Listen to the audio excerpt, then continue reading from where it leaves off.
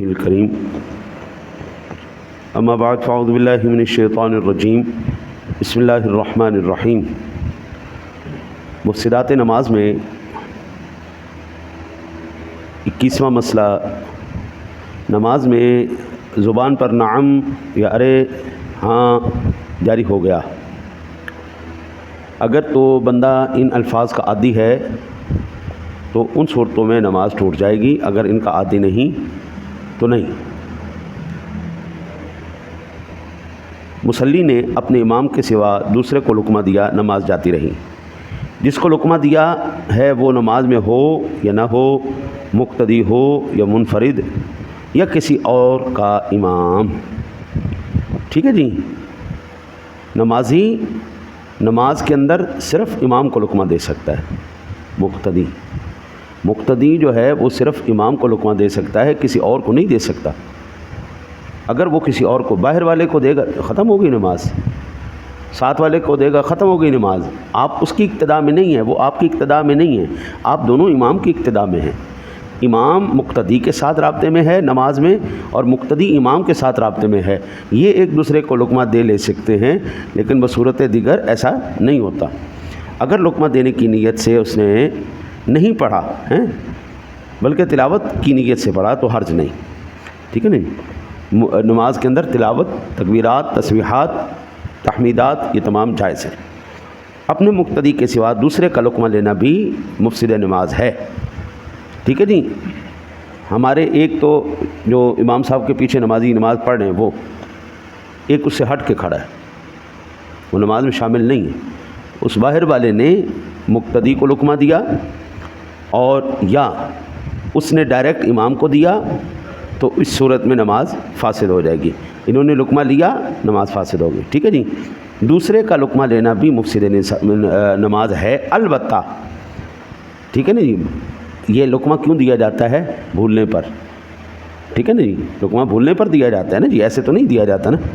اگر اس کے بتاتے وقت اسے خود یاد آ گیا، اس کے بتانے سے نہیں، یعنی اگر وہ نہ بتاتا تب بھی اسے یاد آ جاتا تو اس کے بتانے کو کچھ دخل نہیں، تو اس کا پڑھنا مفسد نہیں۔ رد المختار کے اندر اسی طرح مسئلہ ہے۔ دیکھیں، جب کبھی غلطی ہو جائے نا جی، تو قرات کے اندر پڑھنے میں تو کچھ لمحے ساکت رہیں، کچھ لمحے ٹھہریں، کوشش کریں کہ امام خود اس کو حل کر لے، امام خود اس کو نکال۔ اگر آپ یہ سمجھتے ہیں کہ یہ اب نہیں نکال پائیں گے، یہ خاموش ہو گئے، یہ ٹھہر گئے یا غلط پڑھ رہے ہیں، تو اب اس صورت میں ان کو لقمہ دیا جائے گا۔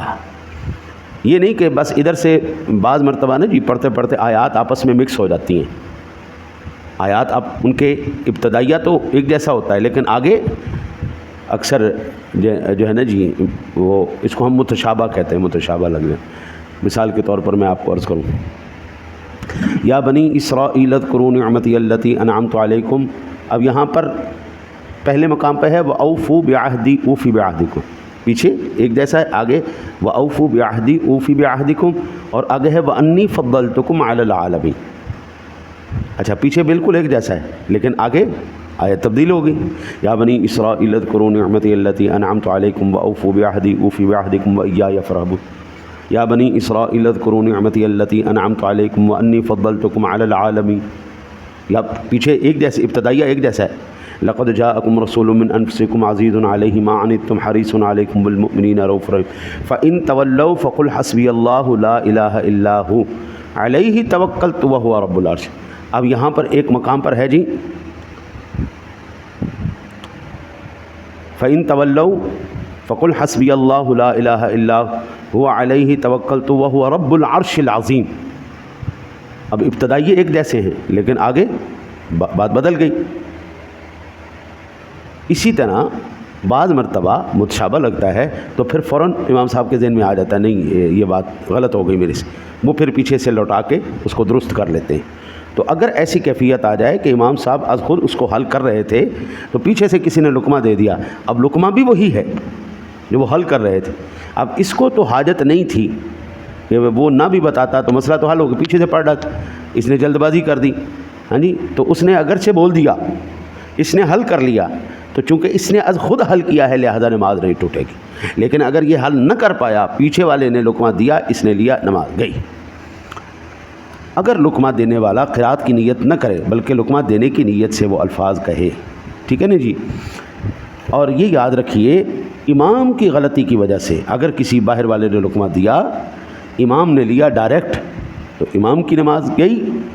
تو جب امام کی نماز گئی تو پیچھے مقتدیوں کی کدھر گئی؟ وہ بھی گئی. یعنی ایک امام کی غلطی کی وجہ سے پوری جماعت کو اس کا خمیازہ بھگتنا پڑتا ہے. اچھا جی، اب اس کی بعض مرتبہ، ہر دفعہ نہیں، بعض مرتبہ ایسی ہوتی ہے ایک مقتدی کی نحوست کی وجہ سے پوری جماعت کو خمیازہ بھگتنا پڑتا ہے. اکثر مرتبہ ایسا ہوتا ہے کہ حافظہ بھی کمزور نہیں ہے، بندہ پڑھتا بھی ہے، بار بار وہی آیات مقدسات پڑھتا ہے، لیکن پھر بھی وہ بھول گیا. پیچھے کوئی ایسا ضرور بدباطن شخص کھڑا ہے، ایسا بندہ کھڑا ہے جو ناقص، جس کی شرائط پوری نہیں، اس کی طہارت ناقص ہے. وہ گندا جسم کھڑا ہے، بغیر طہارت کے کھڑا ہے، اور اس کو پتہ نہیں ہے کہ وہ بغیر، یا وہ جان بوجھ کے پیچھے کھڑا ہے. ہاں جی، وہ ایک اس کا لطیفہ بھی بنایا ہوا ہے نا کہ ایک بندے نے کہا جناب بغیر وضو کے نماز نہیں ہوتی. مولوی صاحب نے کہا کہ بغیر وضو کی نماز نہیں ہوتی. ایک بندہ کہا ایویں نہیں ہوتی. مولوی صاحب نے کہا جی اللہ تعالیٰ نے لکھا ہے جی کہ اللہ اور اس کے رسول نے ہمیں حکم دیا ہے کہ نماز پڑھنے سے پہلے تم وضو کرو، طہارت حاصل کرو. انہوں نے کہا اللہ ایویں مولویوں نے اپنے کو مسئلے بنائے. 20 سال تو بغیر وضو دے میں نماز پڑھ رہا، میری تو ہو جاندی. بعض مرتبہ ایسا بھی ہوتا ہے جی، 20 سال تو بغیر میں وضو دے نماز پڑھی جا رہا ہے، میری تو ہو جاندی. تو ٹھیک ہے، آپ کی ہو جاتی، آپ کے ذمہ میں ہو جاتی نا جی. نماز تو وہی ہے اور ادا بھی وہی ہوگی جو اللہ اور اس کے رسول کے احکام کے مطابق ہوگی. شرائط ایسے نہیں بیان کی گئیں، فرائض ایسے بیان نہیں کیے گئے، ان کی وجوہات ہیں. تو اب کوئی بغیر طہارت کے یہاں پہ آ کے کھڑا. اب میں آپ کو عرض کروں، قرآن پاک نے نماز سے پہلے کیا کہا؟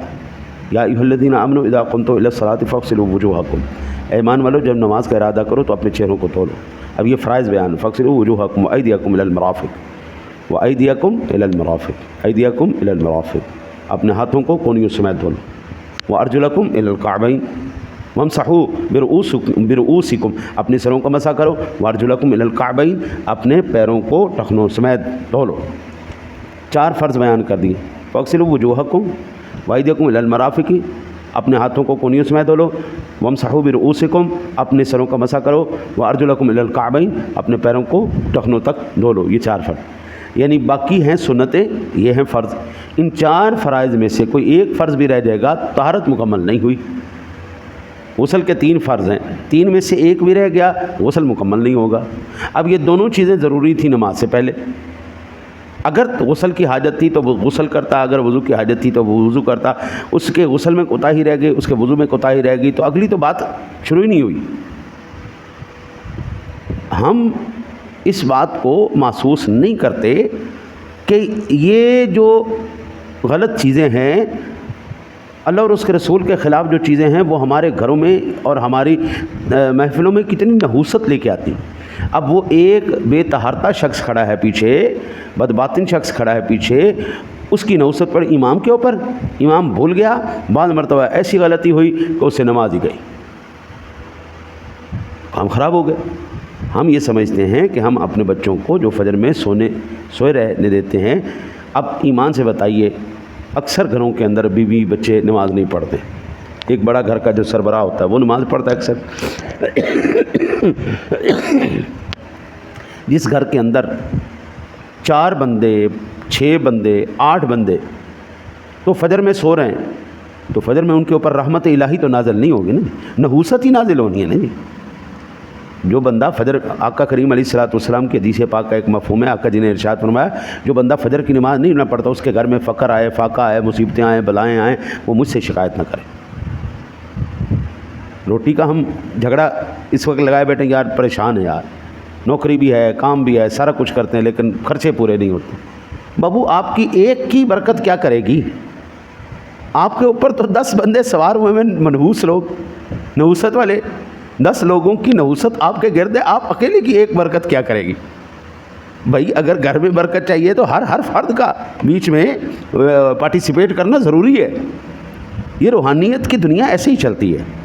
جو جتنا پاکیزہ رہتا ہے، جو جتنا طہارت میں رہتا ہے اس بندے کی روحانیت اتنی چمکتی ہے، جتنا عبادات کا وہ سلسلہ کرتا ہے اتنا اللہ اور اس کے رسول کے قریب ہوتا ہے، رحمتوں کا سلسلہ جاری رہتا ہے۔ اور جیسے ہی بندہ ان پاکیزگی سے، طہارت سے، عبادات سے اور ان سے دور ہوتا ہے، نفست اس کے قریب ہوتی چلی جاتی، شیطانیت اس کے قریب آتی چلی جاتی۔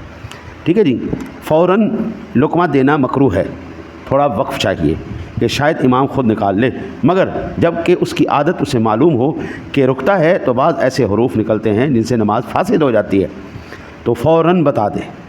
یوں ہی امام کو مکروہ ہے کہ مقتدیوں کو لقمہ دینے پر مجبور کرے، بلکہ کسی دوسری صورت کی طرف منتقل ہو جائے یا دوسری آیت شروع کر دے، بشرطیہ اس کا وصل مفسد نماز نہ ہو۔ بعض نہ جی وہ ائمہ کرام کو ایک نہ جی وہ اپنی طرف سے نہ بہت زیادہ قاری سدیس بننے کی، عبدالباسط بننے کی اندر سے چل ہوتی ہے، اور وہ چاہتے ہیں کہ ہم قرآن کے وہ مقام پڑھیں جی جہاں پر دنیا جھوم جائے، آئے ہائے ہائے ہائے، بس وہ شروع کرتے ہیں، کام خراب کر بیٹھتے ہیں۔ اللہ کے بندے یا تو پھر یاد کر لو، یاد کر کے سناؤ، لیکن پڑھنا بھی ہے، یاد بھی نہیں کرنا۔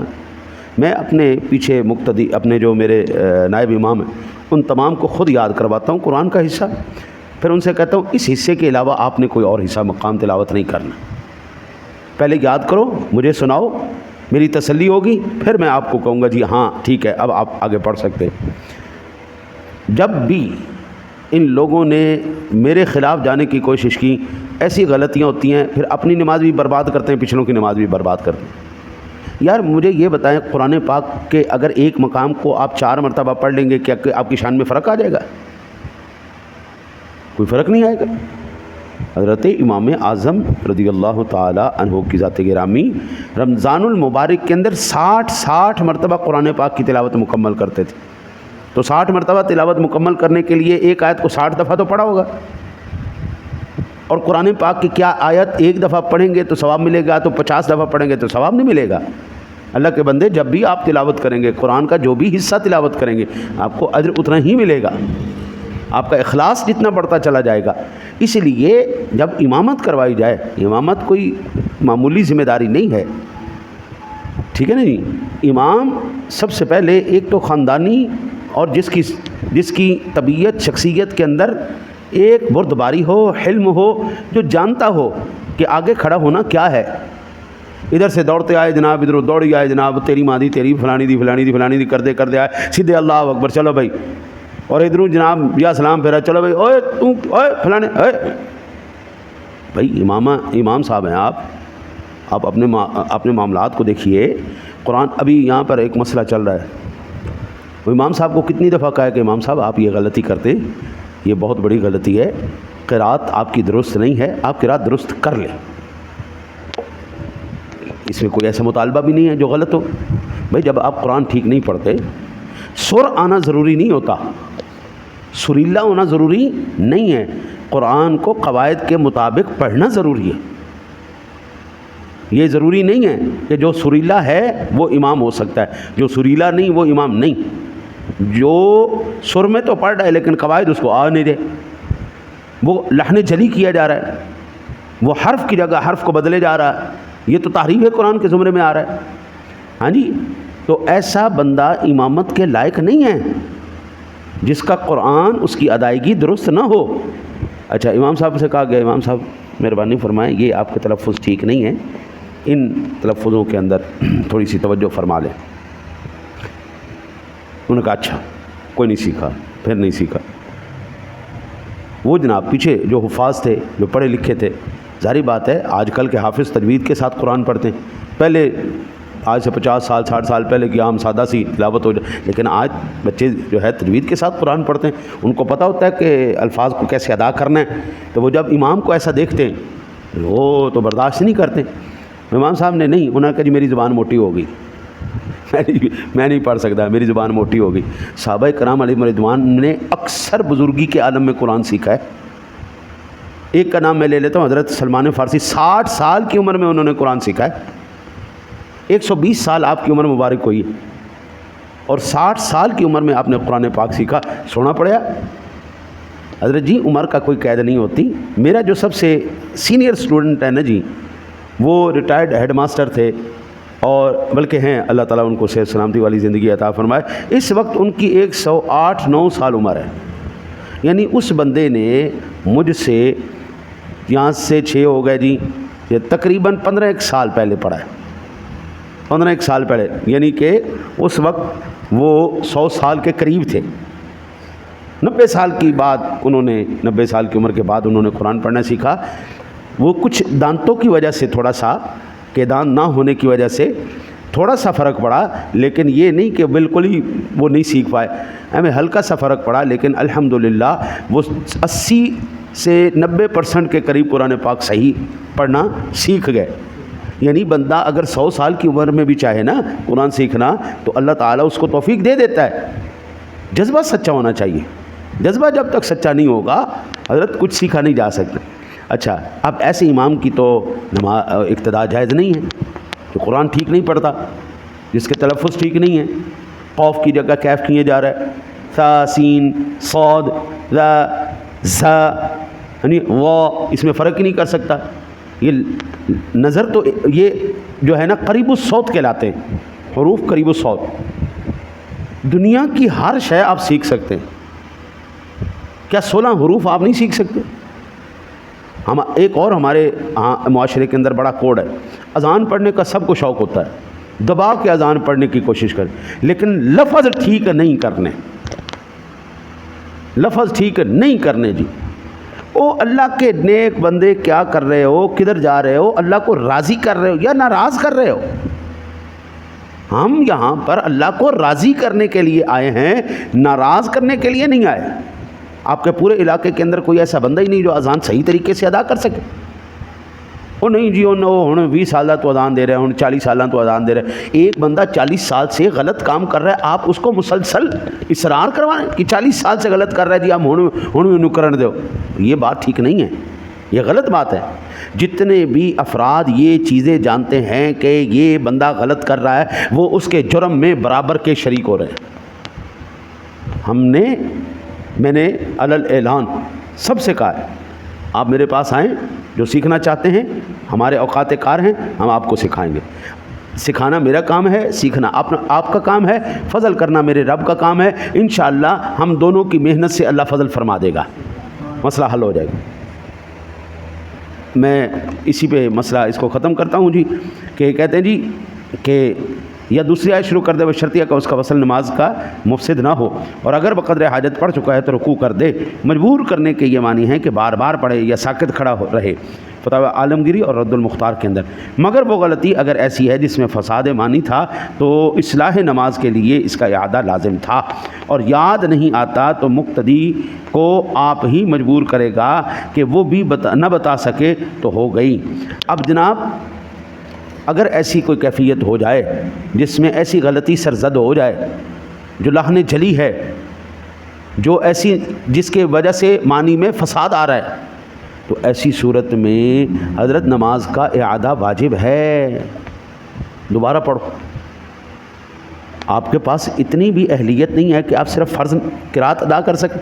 یار اگر آپ نہ جی تھوڑی محنت کریں، ایک سورہ فاتحہ شریف، سورہ اخلاص، قل هو اللہ احد، سورہ کوثر، انا اعطیناک الکوثر، اور 2 صورتیں اور آپ کوئی منتخب فرما لیں، ایک لائن کی 4 صورتیں یاد کر لیں اور اسی کو پڑھیں۔ اللہ ان 4 صورتوں میں ہی راضی ہو جائے گا، لیکن وہ ٹھیک ہو۔ پورا قرآن تو پڑھا لیکن وہ صحیح طریقے سے نہیں پڑھا۔ صحیح دیکھیں نا، قرآن کہتا ہے یا ایھا المزمل قم اللیل الا قلیلا نصفہ او انقص منہ قلیلا او زد علیہ ورتل القرآن ترتیلا۔ قرآن کو خوب ٹھہر کر پڑھو، سونا تے خوبصورت کر کے پڑھو۔ یار آپ اندازہ فرمائیے، آقا کریم علیہ الصلوۃ والسلام جو صحابہ قاری تھے ان سے قرات سنا کرتے تھے۔ یار تو سنا یار۔ ایک صحابی کہنے لگے یا رسول اللہ، رات کو میں اپنے خیمے میں تلاوت کر رہا تھا، گھوڑا میرا بدکی جا رہا تھا، میں بڑا پریشان ہو گیا۔ آپ نے ارشاد فرمایا اللہ کے بندے، جب تو قرآن کی تلاوت کر رہا تھا آسمان سے فرشتے تیری تلاوت سننے آ رہے تھے۔ قرآن سونا پڑھو نا جی، تو فرشتے بھی آ کے قرآن سنتے ہیں۔ اور اگر بندہ اللہ معاف کرے آوازاری سے پڑھے تو خود میرے بھائی آوازار ہے، تو نے کیا سیکھنا سکھانا ہے۔ اللہ سے دعا کرتے ہیں اللہ تعالیٰ آپ کو مجھے عمل کی توفیق عطا فرمائے۔ اللہ